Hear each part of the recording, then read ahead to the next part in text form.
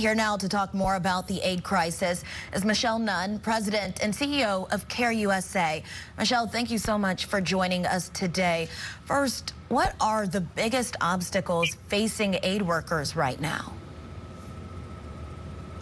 Well, if you could think of a more difficult humanitarian situation for aid workers, it's hard to imagine. So first of all, you have the siege of Gaza, which means that aid workers are not able to get in some of the things that they normally get in any crisis, everything from satellite phones to basic provisions. And most importantly, we have literally hundreds of aid trucks that are waiting and that cannot get in at the volume that is required and is necessary.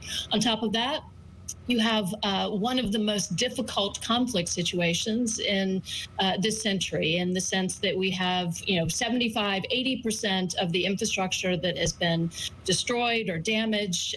You have the kind of attacks that continue to happen, like the one here with World Central Kitchen, but that is representative of 200 plus aid workers that have been killed over these last 6 months. And then on top of that, you have a population that has been displaced and repeatedly displaced. And now 1.5 million are gathered in the most dense possible situation in Rafah, with the threat of a incursion that is being threatened every day. So it is a very, very difficult situation for aid workers. Most importantly, it's an impossible situation for the Palestinian civilians who are suffering so greatly there.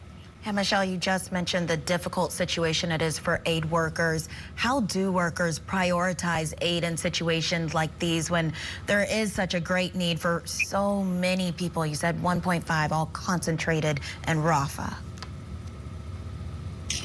Yeah, so I think sometimes it's helpful to think about what would it look like if this was happening in your own community. So imagine that, again, 70–80% of the infrastructure or homes are destroyed. Imagine that every single day you were worried about the safety of your children. Imagine that your children and you were down to, say, one meal a day, that 1 million people are facing what we call catastrophic hunger. And then imagine that every single hour you were, again, afraid for what might happen in terms of bombs, in terms of the conflict.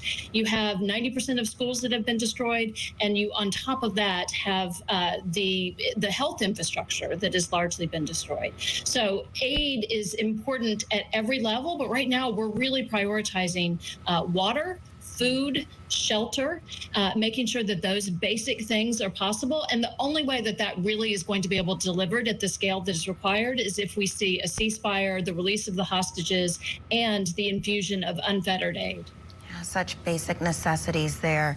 Now, I know you said that the 7 World Kitchen aid workers were just some of 200 aid workers that have been killed since this conflict began. But how could the attack on the World Central Kitchen change the strategy for aid groups going forward?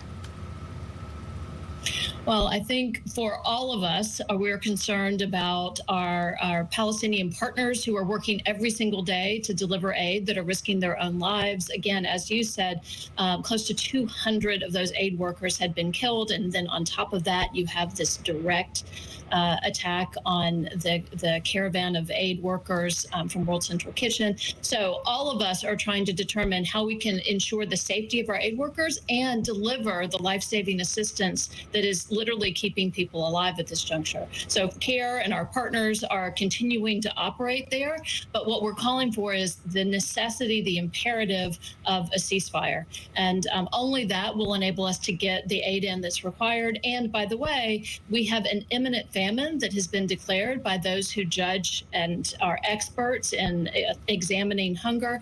And we know that there can be a tipping point. Already we're losing vulnerable populations, children and the elderly, to hunger, to dehydration, and that could tip in very disastrous and consequential ways if we do not get the kind of aid that is only going to be able to provide it if there is a ceasefire. Michelle Nunn, President and CEO of Care USA, thank you so much for joining us here today and for your insight. Thank you, Erin.